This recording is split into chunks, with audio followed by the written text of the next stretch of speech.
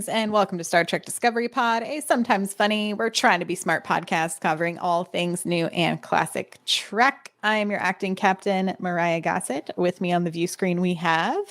Clyde Haynes. You know, I really am interested in much more of a familiar, old world. Can I get one of those? Can we get some of that? Don't like them strange or new? No, don't, no.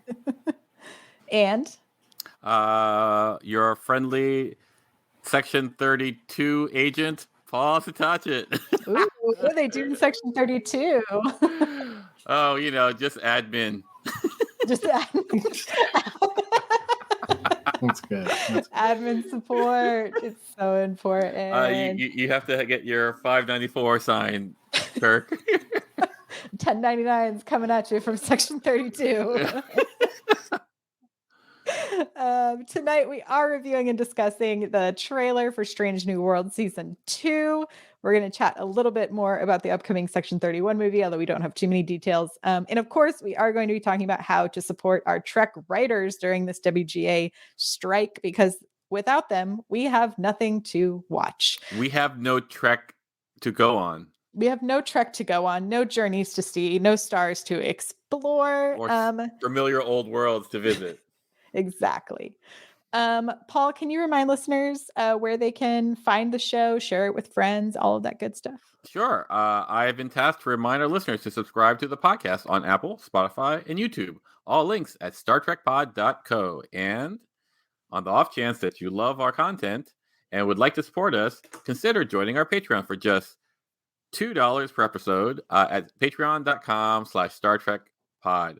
I think that's the best I've ever done that. You really, I'm not gonna lie. I'm not really gonna lie. did it, Paul.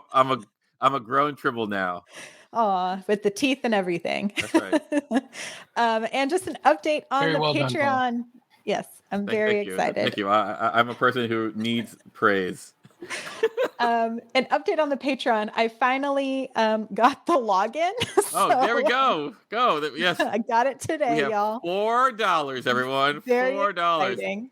So there will be more posts over on the Patreon. You will see all of that starting up again. I apologize sincerely for the delay. I've been trying to get the logins, but unfortunately I could not guess our password without getting locked out. So I had to wait for someone else to give it to me. Wait, yes. was it Clyde Haynes as king? No, Clyde Haynes is king 5123. Yeah. I mean, but Clyde, that Patreon predates me. So. Speaking of Clyde, can you tell folks how they can interact with us in the chat if they are watching the live stream? Braille. Today we're all about the Braille. No, Braille. if you are in the lives, if you're in the chat, what we want you to do is to create a really nice picket sign and then just hold it up and we'll take a look at it. No, actually, type that's a capital fun prompt. P. What would be your WGA strike sign? What would you write on your sign? But continue. That's a good one. Just type capital P, capital O, capital D, and we will take a look at your comment, your question, your thought. And in a moment, when we get to that special time of the night where we want to know your overall general thoughts of the trailer and all things Trek, then type capital H, capital F, capital HF in the chat, and we'll take a look at that as well. Indeed. So I'm going to give you a moment to ponder because I'm going to give us all a challenge. Since we're talking about a trailer, right? This is a teaser. It's short. And in honor of the Webbies are next week, and they're all about a 5-word thank you speech. So I want you to come up with your 5-word hot freak, because I think it is indeed time for some.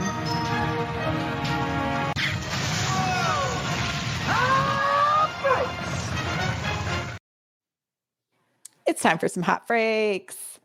Clyde, we'll start with you. What is your hot freak of this trailer? Yeah, there you go. Mm-hmm. In the strike, love Trek. In the strike? Like, yes. Okay. Have a resolve the strike. Oh, more Trek. Perfect. Paul? So good, I can't wait. You got it. That's fine. Well, I contracted the cannot. Yeah, Still, it's a win. I'm on fire here, everyone. You're really doing it tonight, Paul. Just pat on Really, the back. really earning your keep as a Trek podcaster tonight. There we go. There we go. I think mine is funny. Music is great. Excited. It's not a sentence, but Well, that's okay. You didn't say sentence. exactly. The thing is, like, I just mine said is also five words. mine's also a palindrome. If I knew what palindrome meant. I thought about doing a haiku, but Might need decided some Not more syllables. time. The syllables. You could probably get syllables, but like this is not the haiku podcast that we normally go to. Yeah.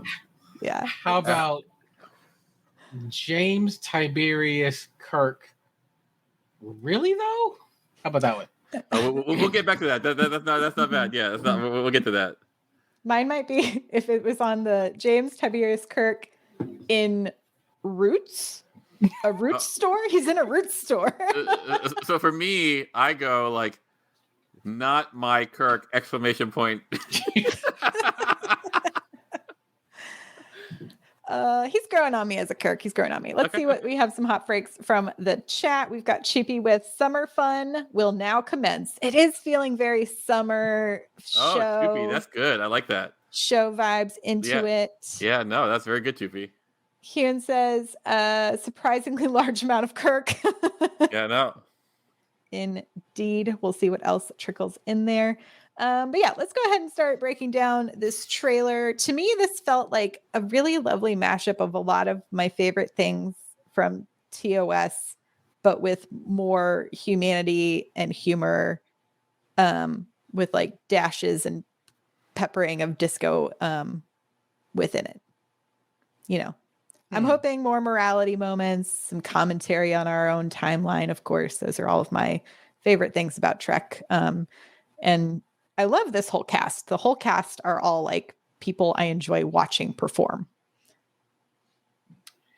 The first time I watched the trailer, I was like, wow, I feel like I got a little bit of everybody. Did I see any Chapel?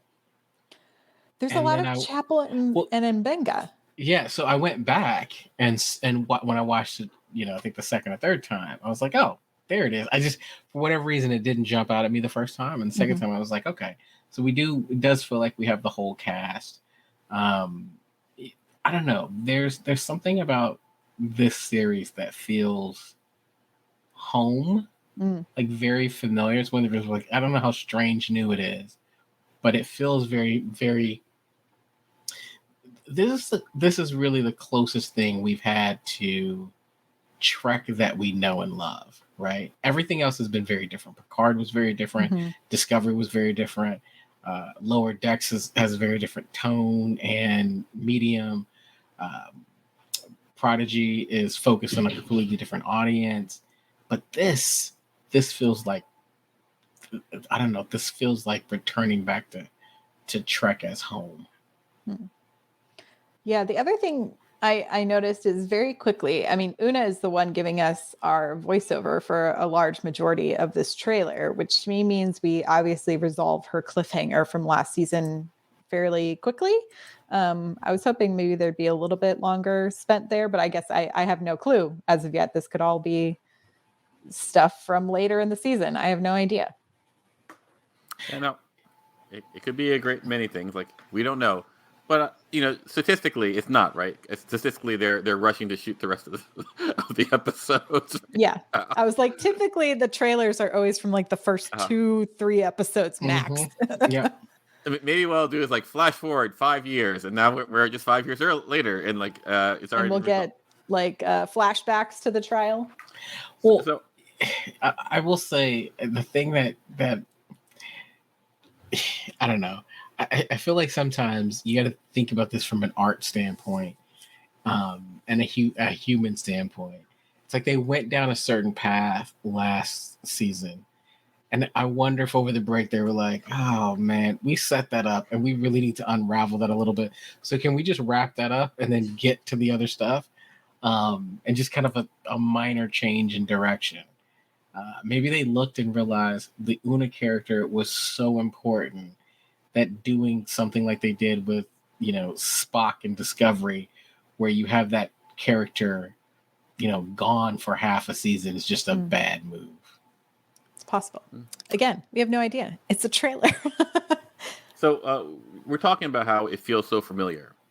And I think the way I describe it, because I was thinking about this, I was thinking about how this reminds me of like TOS, not even like next gen.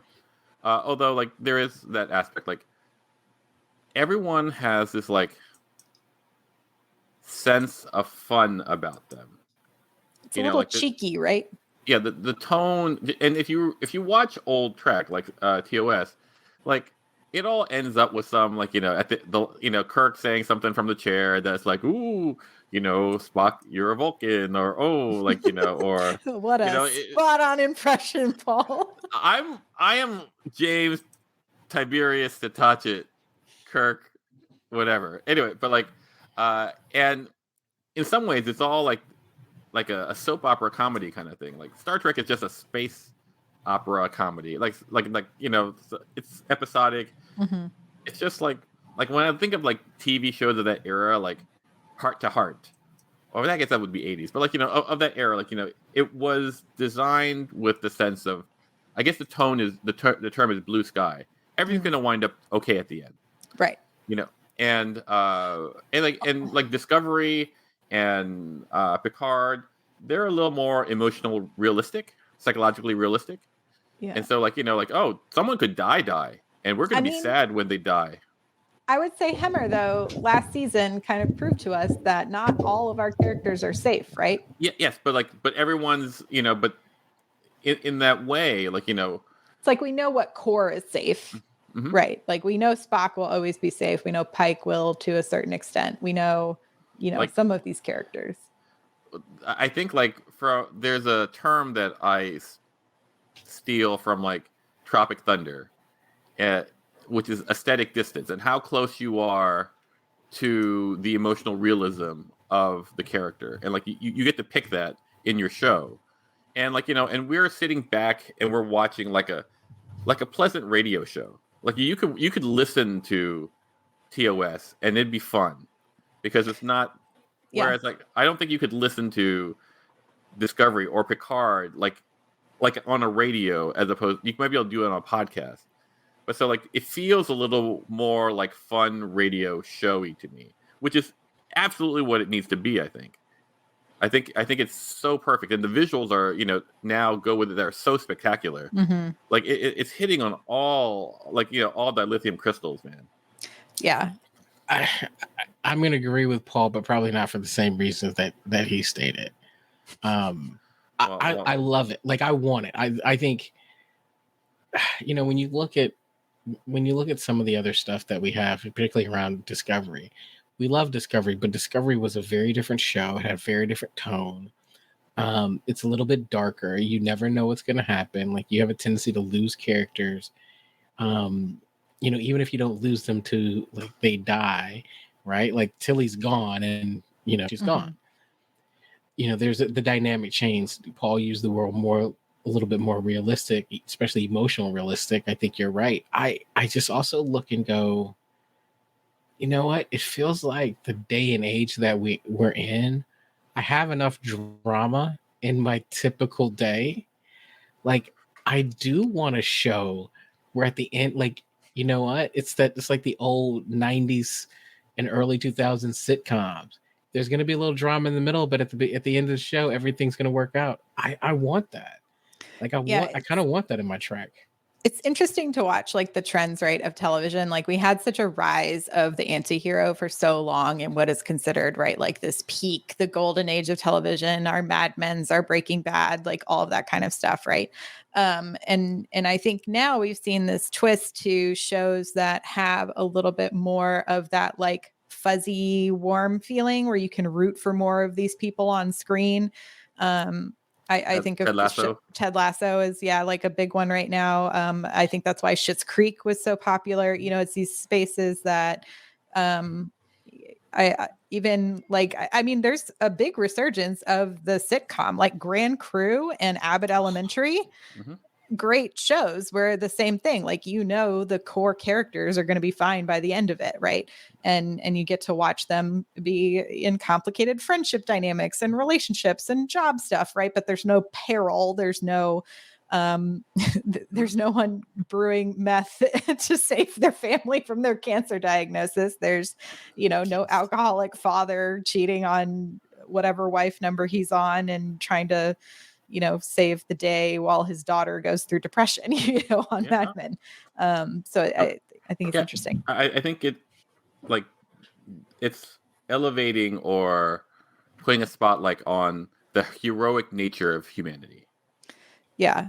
And I think Discovery still does that well, right? Like, I don't think we have, now that like Lorca is, after season 1, I do think we don't have the anti-hero-ness in Discovery either. I think it is just a more emotional show, but I think Discovery to me is an interesting transition show, kind of between these two sort of schools of television that are popular at the moment.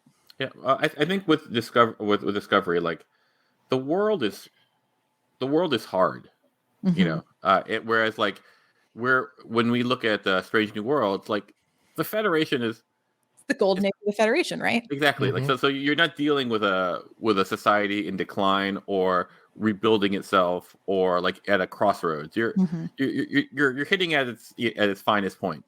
And I think right now the appetite for those who like this, like there's a real starvation, like you said, like Schitt's Creek or Ted Lasso. There's a dearth of, what's the word? Like, what's the word I'm looking for? It reminds. I'll let you ponder. I was going to say, it is interesting though that like so many of the shows, I realized the other day, a lot of the shows wholesomeness. Yeah. I was like, a lot of the shows that I've been watching are typically middle-aged men going through midlife crises, but instead of being like totally terrible human beings, it's this focus on mental health and like family. Like, I've been watching the Big Door Prize, and you have Ted Lasso, and I was like, oh, this is an interest. And then Shrinking, like all of these shows, which are great. It was just like very interesting to me. And then we have Pike, who is going through I know the end of my life crisis, which is an interesting thing to think about. Yeah, like, you go, Clyde.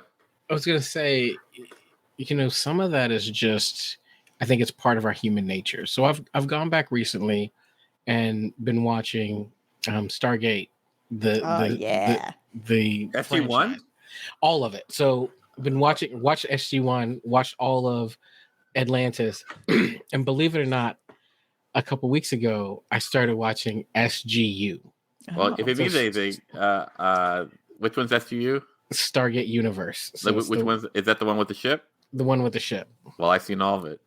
Yes. So I've seen everything. But have you seen it all? Wait, so have y'all seen Stargate on Ice? Because I've not seen Stargate on Ice. But I remember thinking, like, I've gone back and watched Stargate and Stargate Atlantis a couple times, and I've never rewatched SGU.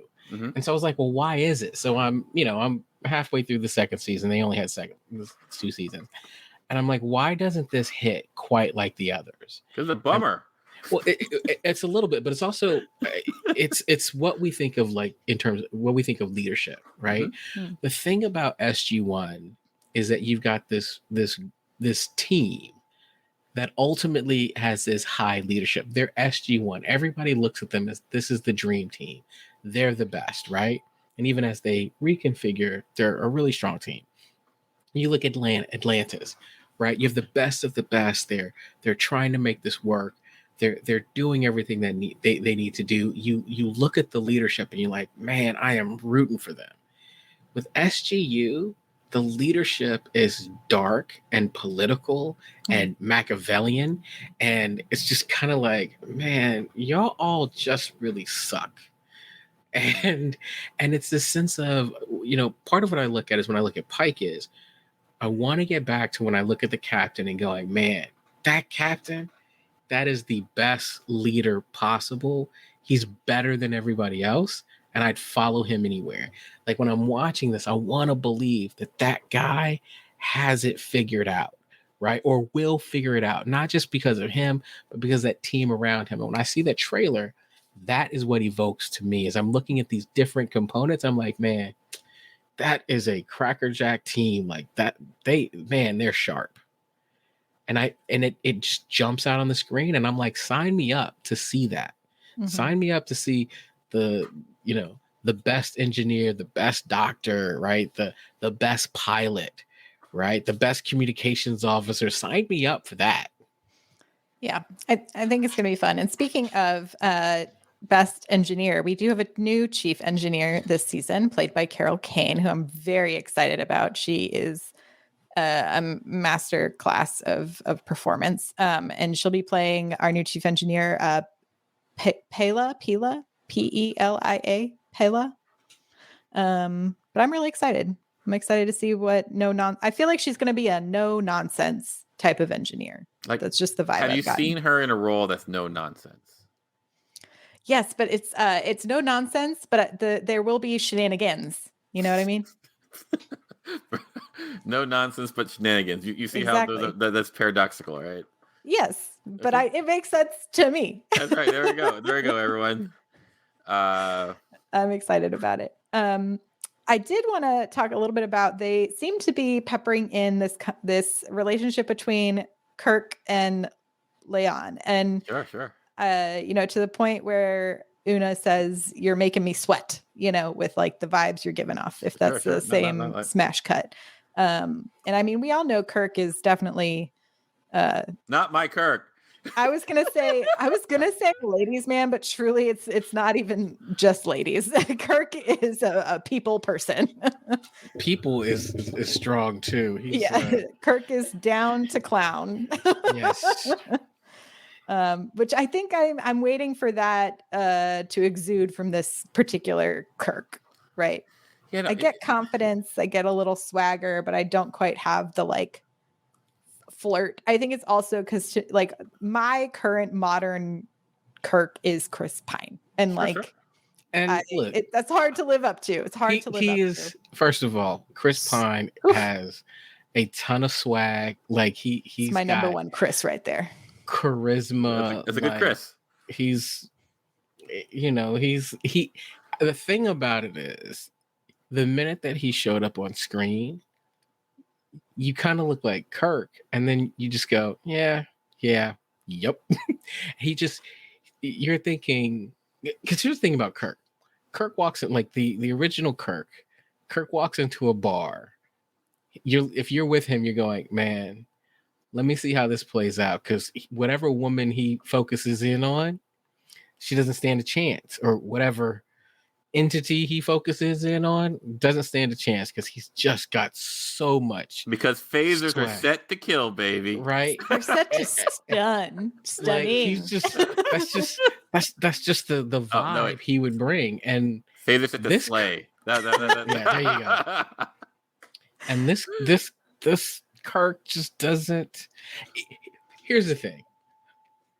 When we talk about handsome Mount, when we talk about Ethan Peck, when we talk about Ash Tyler, right? Charisma. Yeah, sure. Clyde. Here's what I know. If I even begin to say anything, the chat goes crazy in defense of these hunky dreamboats. I have yet to see anyone come to the defense of this Kirk. Not one. No one's going, that's my Kirk. I love him. Oh. Right? I'm just saying. I'm giving him some more room. We've only had like an episode and a half. An episode and a trailer, right? That's all he had. Yeah. An episode and a trailer. It's not a fair thing. That said, like I have a theory why this Kirk is not giving me Kirk vibes. He's not funny. He didn't have enough like Kirk. I feel like they're trying to give us some of that with like the door when they're going into the store and like yeah, but you see like imagine Chris Pine saying that joke, right? Yeah, like I know, but Chris Pine it's so good, right? It's so good, beautiful. even like Shatner, he goes like, I'm a spaceman. I'm from space. Like basically, he kind of strikes me like a vampire. If this Kirk would be like, his posture is very, very tall. he's always just very intense, and maybe that's a take on Kirk, but but he's not fun. He And he's more Barkley than he is Riker to me. I'm sorry. He's just damn, that's some phaser set. How about this? How about this? He's more Murdoch than he is Face. Yeah, that's like full spread torpedoes, man. I'm just saying. Like he doesn't. So I'll look. Choopy says in the chat, well, we haven't seen very much of him, and I'm like, you know what? But Ash Tyler popped on the screen, and if we go back to the original few episodes of Discovery, I promise that you'll hear me in particular go, I don't know about this guy. He seems sus. And immediately it felt like I was attacked. Why are you talking about Ash Tyler? He's so dreamy. Like, I don't think you need to see much of him. Suspicious dreamy. There's like, ooh, you're dark and I know you're bad for me, but like I'm like excited about it, And then there's like charisma. I just remember what it was like the first time Burnham and Ash Tyler kissed and how everybody went absolutely nuts. And I was like, this dude is sus. Like but he is a bad boy. Maybe that's what it is. It's a bad boy. Maybe this Kirk isn't enough. We haven't seen enough bad. We need a little leather jacket moment, A motorcycle. Yeah. We need a motorcycle moment. We need Beastie Boys. We got the Postal Service in this trailer. Mm-hmm.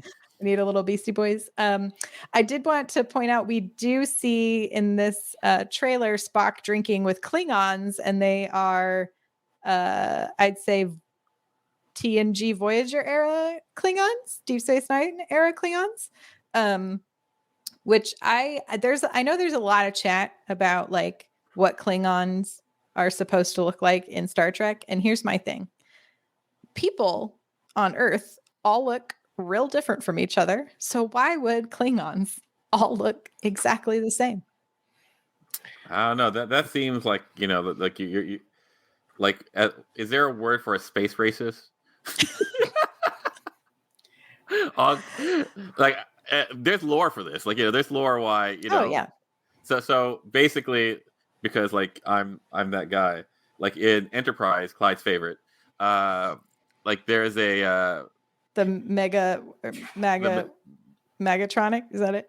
The Megatronic? Klingons? Is that what it? Well, look, what happened was like a bunch of augments, like the people who like do Khan, like they got released. They beat up some Klingons, and Klingons going like, "Oh, that's no good.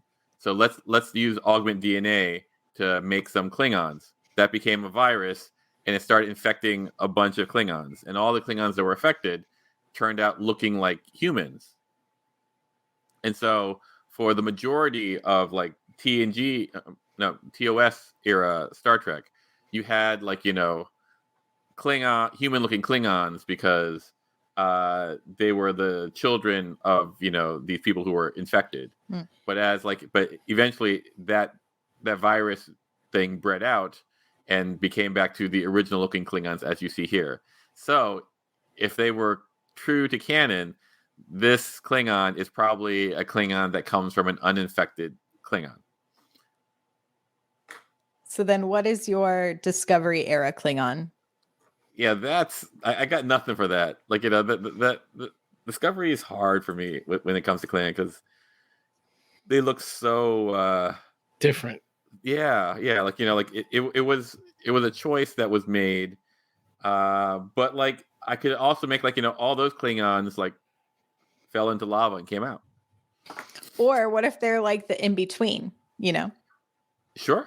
I could see that. Yeah. Potential. So yeah, like, or they could be, you can shave when you have like, I think in between season 1 and 2, they had, so like in season 1, they were all hairless. Mm-hmm. And in season 2, they had hair. And the way that was described is that, what you call it? When they go into battle, they shave all their hair off. That's how they described it, I believe. Yeah, I kind of agree with Kean. I like in Trials and Tribulations, we don't discuss it with outsiders. Exactly. That's the exact answer. I think it's great. I like it. A couple of other things we see is Ahura has a crash landing somewhere on some sort of mission. So we'll see what happens there. We also get a couple of clips of my favorite, the Gorn. The Gorn are Gorn. definitely back, and I'm very excited about it. One character I did notice was missing from the entire trailer was T'Pring, and I know like Spock and T'Pring are still together at this point. So and T'Pring seemed to play a pretty major role in the show last season, popping in I think in almost close to half the episodes. So we'll see what kind of goes on there. Clyde, say it. What you got? What you got, Clyde? Are you not interested in T'Pring? I think that actress is great though, and I like the dynamic. Yeah. I felt like I need a little less of that. It felt like it was a lot. Oh, you don't like relationships?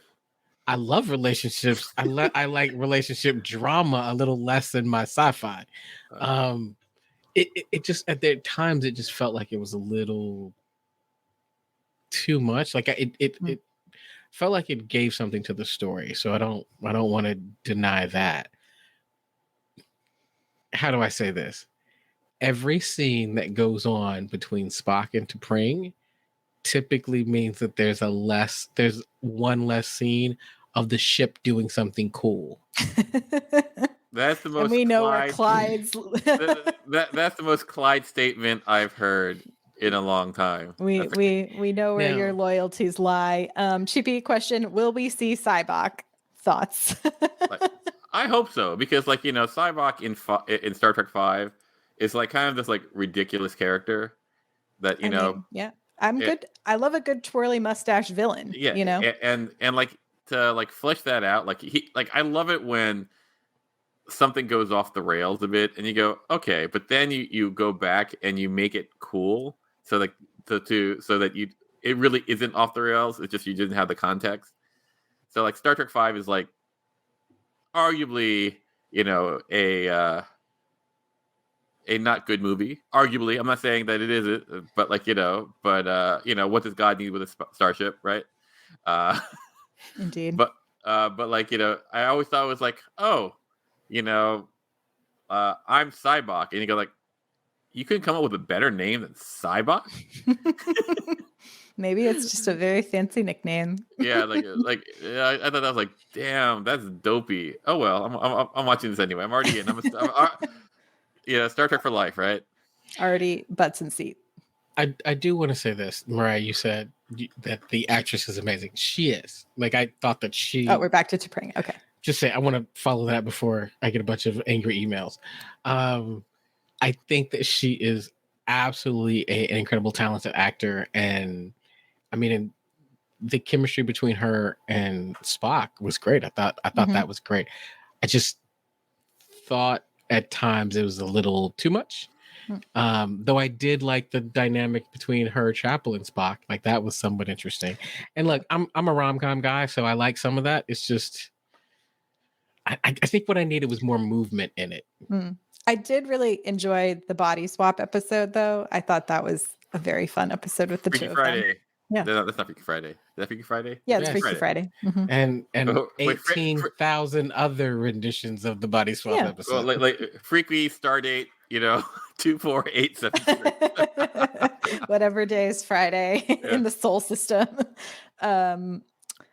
I think, were kind of all my notes. It looks really fun. I thought the music was great. The music is always great. It looks, like you were saying, Clyde, it looks incredible. Like the special effects, the costumes, the sets, everything just looks amazing. And the other thing that we get to really look forward to is we get our Lower Decks Strange New Worlds crossover episode this season. Oh, yeah. So we get to see some IRL / animated / whatever they're going to do with Tawny Newsome and Jack Quaid. And I'm very excited about it. Super, super cool. Is this the moment where you're going to remind me that you got to see Tawny Newsome in person and I wasn't there? I did meet Tawny Newsome in person. Yeah. And Michelle Hurd and Jerry Ryan. Yep. Like, where did you see that? At Star Trek Day. Oh. Which is coming up again in September. Like Clyde, were you at Star Trek Day? No, I was at a wedding. Okay. Stupid wedding. anyway, hopefully we get invited back. Paramount, support the writers, give them money, and then let us come hang out with them. I'm coming this time. If you invite me, I'll be there. I promise.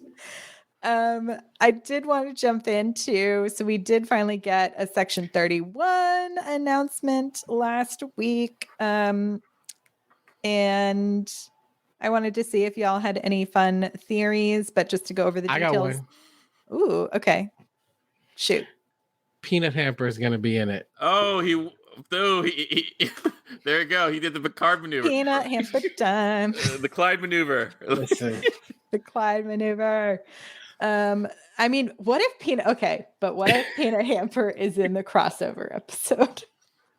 What if Peanut Hamper grabbed the portal device from Picard, opened up a rift in space, and caused our two universes to connect? I'm going to conveniently be sick that week when the pod shows up. I'm ready for Peanut Hamper to give us the crossover we deserve. Figured I'd just jump out there before you sprung it on me and surprise me again. You never know when it's coming. You never know. But no, so we do know Olatunde Onsunsame is going to be directing. It is an EPing, and then Craig Sweeney is now set to write the TV film extravaganza, and also EPing. I will say originally when it was announced as a show, it was supposed to be Bo Young Kim and Erica Lepolt were serving as co-showrunners. So I don't know. I hope in some capacity, if there's any story credits that they get, I hope something happens for them, because I do really enjoy their writing on Discovery. So I was sad to see them no longer attached in any of the press releases about this. Also with Michelle Yeoh at the helm, I thought she would be like, yeah, 2 women writing this would be dope, but that's just me.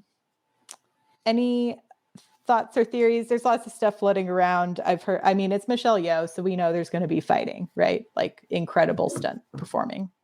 Yeah, no, I mean, I think they already have the script, right? They're going to shoot this starting this year. So I think that's already done. I think it's only a matter of, I mean, theoretically, like if the script is done, they could probably just go into production without, with the strike still in place. Theoretically. Theoretically. I don't know if this crew would cross that picket line, though.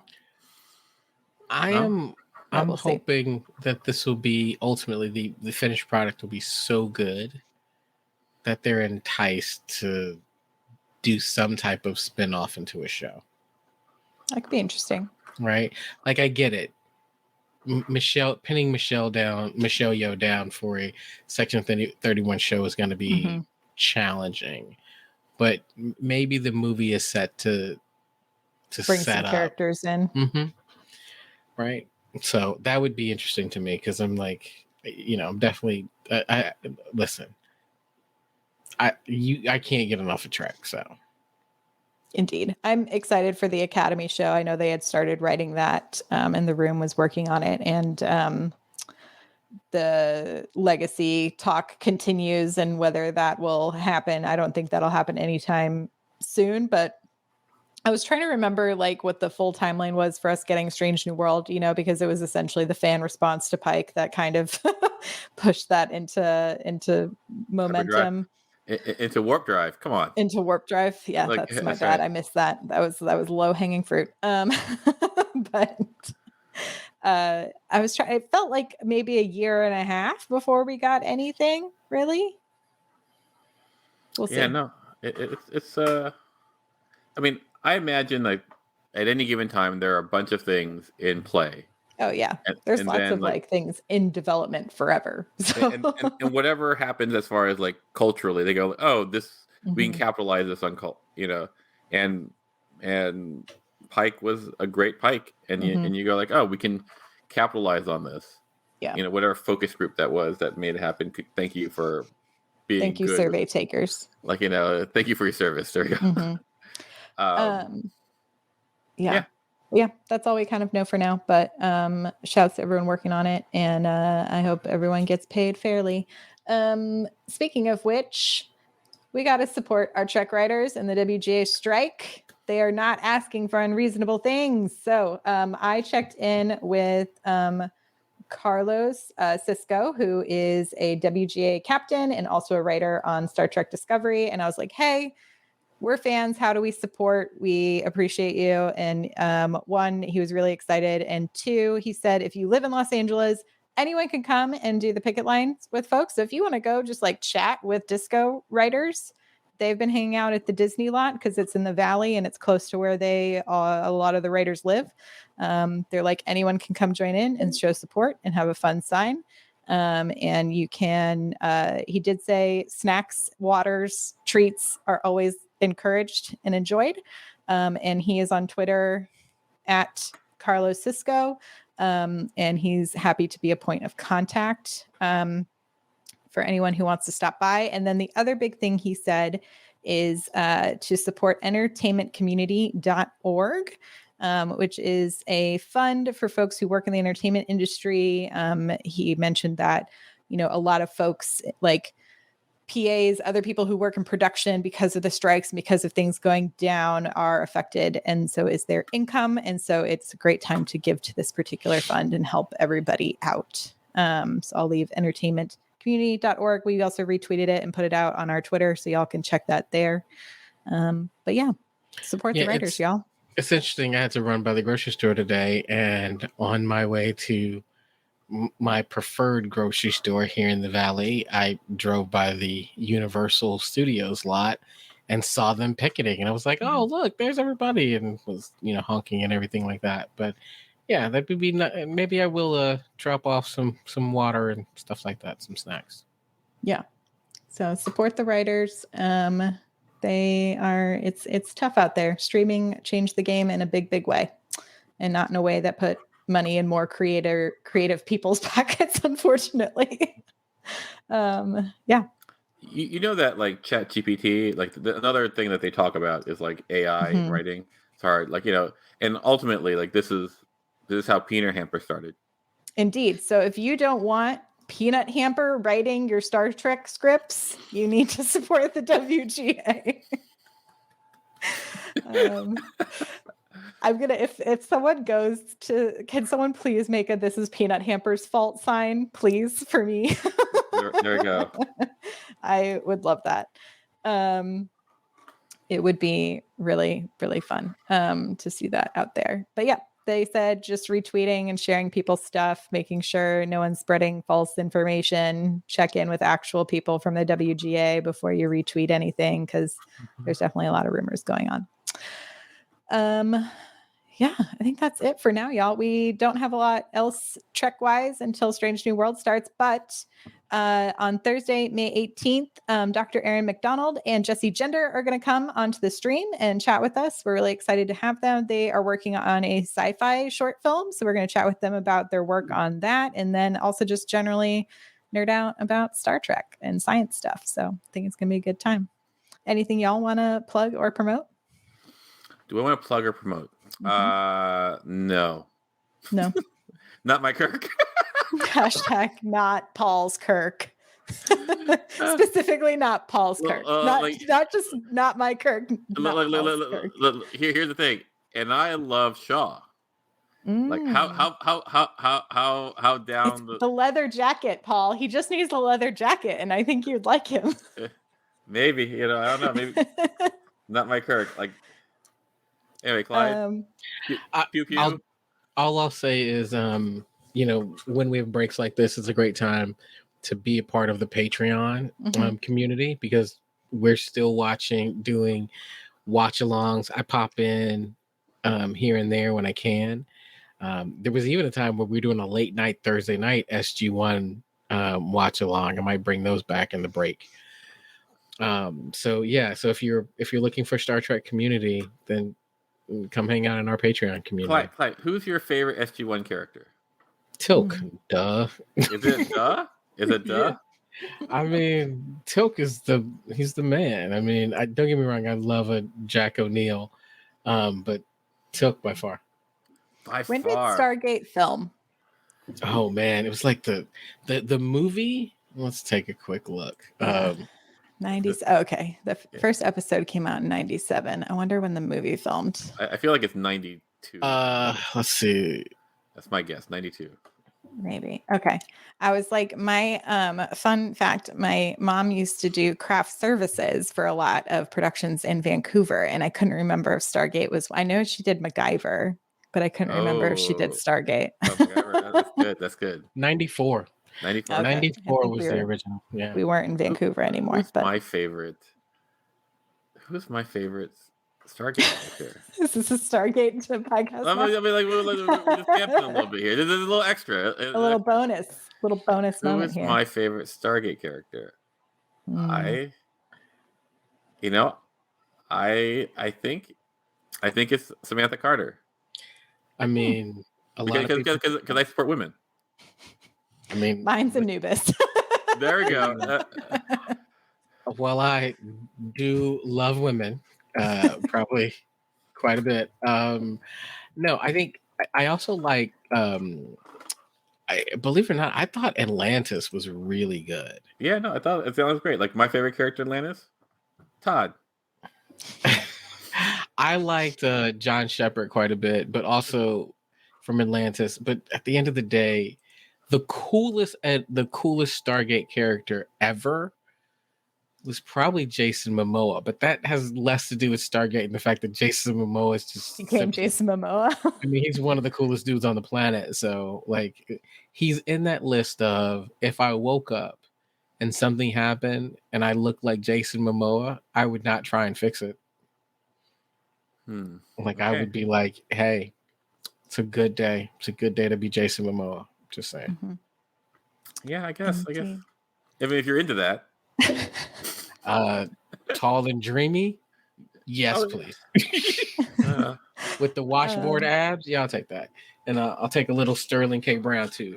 Choopy, Jason Momoa is in, like, the second season of...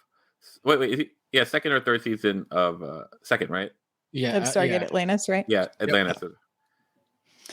And he has a gun. He's the only one with the laser gun. And it's a pretty cool... Pew, pew, that's right.